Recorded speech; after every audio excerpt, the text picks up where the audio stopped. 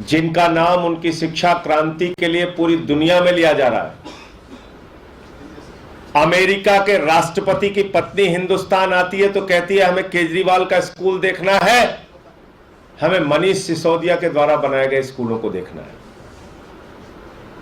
वो मनीष सिसोदिया जो दिल्ली के बच्चों को उच्च स्तरीय शिक्षा दे रहे हैं, एयर कंडीशन कमरे बनवाए सरकारी स्कूलों में, स्विमिंग पूल का निर्माण कराया, एथलीट के ग्राउंड बनाए, हॉकी के ग्राउंड बनाए, और पिछले 5 वर्षों से इंटर का रिजल्ट प्राइवेट स्कूलों से बेहतर सरकारी स्कूलों का आ रहा है। उस मनीष सिसोदिया को नरेंद्र मोदी जी की सरकार ने लुकआउट नोटिस जारी किया। लुकआउट नोटिस किस कारण से जारी की गई? लुकआउट नोटिस जारी करने के पीछे वजह क्या है? मैं तो यह समझता हूं नरेंद्र मोदी जी की सरकार हताश, निराश और कायरता का परिचय दे रही है। इतनी हताशा आप में? 14 घंटे छापे मरवाए आपने मनीष सिसोदिया के घर, सारी जांच करा ली, कोई संपत्ति नहीं मिली, कोई संपत्ति का कागज नहीं मिला, कोई रुपए की बरामदगी नहीं मिली, कोई सोना नहीं मिला। देश के 31 ठिकानों पे छापेमारी की। मोदी जी के पास बताने के लिए कुछ नहीं। क्या मिला मनीष सिसोदिया के पास? बोले अच्छा कुछ नहीं मिला, कुछ भी नहीं मिला मनीष सिसोदिया पे। चलो एक ड्रामा करते हैं, एक नौटंकी करते हैं। मनीष सिसोदिया को लुकआउट नोटिस जारी करते हैं। लुकआउट नोटिस किन परिस्थितियों में जारी किया जाता है? जो व्यक्ति भगौड़ा हो, जो व्यक्ति जांच में सहयोग ना कर रहा हो, जिसके भागने की संभावना हो। अरे भाई वो शिक्षा मंत्री हैं। मोदी जी और उनके मूर्खों, ध्यान से सुनो, उनको कहीं भी विदेश जाने के लिए कैबिनेट मंत्री होने के नाते पहले परमिशन लेनी पड़ती है केंद्र सरकार से। मूर्खों कुछ तो सोच लेते। दया आती है तुम्हारी सोच पे, दया आती है। एक कैबिनेट मंत्री को पहले केंद्र सरकार से अनुमति लेनी पड़ती है। तुम लुकआउट नोटिस का ड्रामा कर रहे हो। मनीष सिसोदिया से मैं भी मिलके आया, 2 घंटे उनके यहां रह के आया।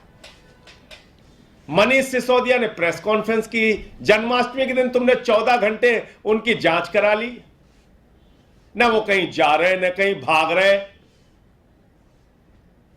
किसी गलतफहमी में मत रहना भाजपाइयों। तुम्हारी किसी भी प्रकार की बंदर घुड़कियों से ना तो अरविंद केजरीवाल डरने वाले हैं, ना आम आदमी पार्टी डरने वाली है, ना मनीष सिसोदिया डरने वाले हैं, ना हमारे शिक्षा और स्वास्थ्य का मॉडल रुकने वाला है। जो काम केजरीवाल जी दिल्ली के बच्चों के लिए कर रहे हैं, मनीष सिसोदिया जी कर रहे हैं, वो करते रहेंगे। तुम्हारी हताशा जरूर सामने आती है। देश में इस समय मुद्दा क्या है? महंगाई से जनता कराह रही है। उसके लिए कोई जवाब नहीं है मोदी जी के पास। उसका समाधान खोजने के लिए भाजपाइयों के पास कोई फुर्सत नहीं। आटे पे, दाल पे, चावल पे, गैस के सिलेंडर पे, दूध पे, दही पे, छाछ पे, सब पे टैक्स बढ़ा दिया। अपने दोस्तों का 5 लाख करोड़ रुपए का टैक्स माफ कर दिया, 5 लाख करोड़ का।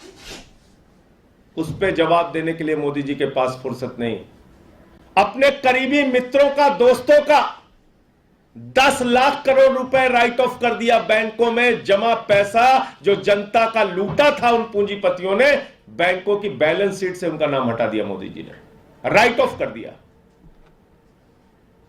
10 लाख करोड़ रुपए जीरो लगाते लगाते थक जाएंगे आप। 5 लाख करोड़ रुपए टैक्स में छूट दी। 5 लाख करोड़ रुपए। मैं भारतीय जनता पार्टी के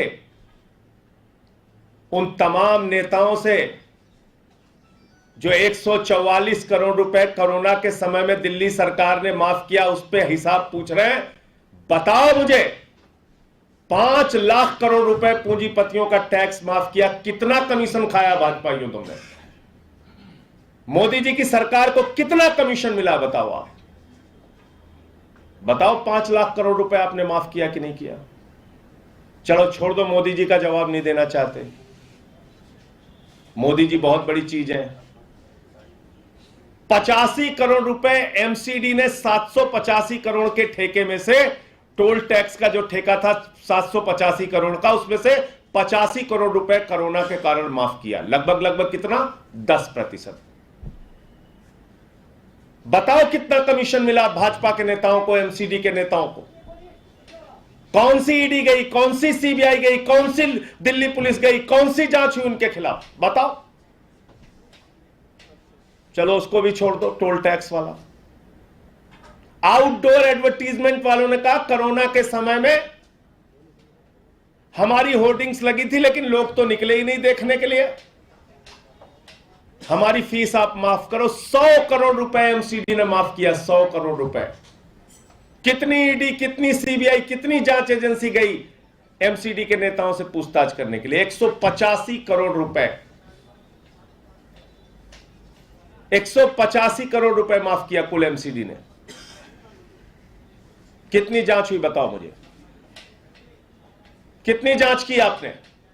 कितनी पूछताछ की? लुटेरों को, बेईमानों को, हत्या में शामिल लोगों को, जो लोग अपने साथ लेके घूमते हैं, भारतीय जनता पार्टी के लोगों, अपना इतिहास याद कर लो। तुम उस पार्टी के नेता हो जिसका राष्ट्रीय अध्यक्ष रक्षा सौदे में कैमरे पर दलाली लेते हुए पकड़ा गया। याद करो अपना इतिहास। आपके केंद्रीय मंत्री ने कहा था पैसा खुदा तो नहीं लेकिन खुदा से कम नहीं है। याद करो अपना इतिहास। शहीदों के ताबूत में घोटाला किया था आप लोगों ने। याद करो, याद करो येदियुरप्पा किसकी पार्टी में है? हजारों करोड़ का माइनिंग घोटाला करने वाला रेड्डी ब्रदर्स किसकी पार्टी को समर्थन देता है? हजारों करोड़ का माइनिंग घोटाला करने वाला व्यापम घोटाला जो हजारों करोड़ का हुआ, जिसमें कई लोग मर गए। याद करो भाजपा के लोगों, यह घोटाला तुम्हारे शरीर पे, अंग अंग पे लगा हुआ है। लुकआउट नोटिस जारी कर रहे हो। विजय माल्या को 9,000 करोड़ लुटवाने के बाद हवाई जहाज में 70 अटैची के साथ विदेश भेज देते हो। ललित मोदी को विदेश भेज देते हो हजारों करोड़ लुटवाने के बाद। नीरव मोदी, मेहुल चौकसी 20,000 करोड़ लूट के भाग गया। नितिन संदेशरा 6,000 करोड़ लूट के भाग गया। उसको लुकआउट नोटिस नहीं जारी करते। और जिस कैबिनेट मंत्री को पहले ही केंद्र से अनुमति लेनी पड़ती है जारी, जब बाहर जाने से पहले, उसको लुकआउट नोटिस जारी कर रहे हो। कह रहे 30 करोड़ माफ कर दिया। न जानना है, न समझना है, न कुछ सुनना है। अरे भाई, वो 30 करोड़ की जमानत राशि एक टेंडर में एयरपोर्ट के लिए दी गई थी, जिसकी टेंडर की पूरी जो ठेका था उसकी राशि थी 235 करोड़ रुपए। लेकिन उसमें शर्त थी कि जीएमआर उसको परमिशन देगा ठेके के लिए। अगर जीएमआर परमिशन नहीं देगा तो जमानत की राशि वापस कर दी जाएगी, डिपॉजिट मनी वापस कर दिया जाएगा। जीएमआर ने उस ठेकेदार को परमिशन नहीं दी, सरकार ने उसका पैसा वापस कर दिया। लेकिन जिसको ठेका दिया उससे 235 करोड़ रुपए सरकार को मिला।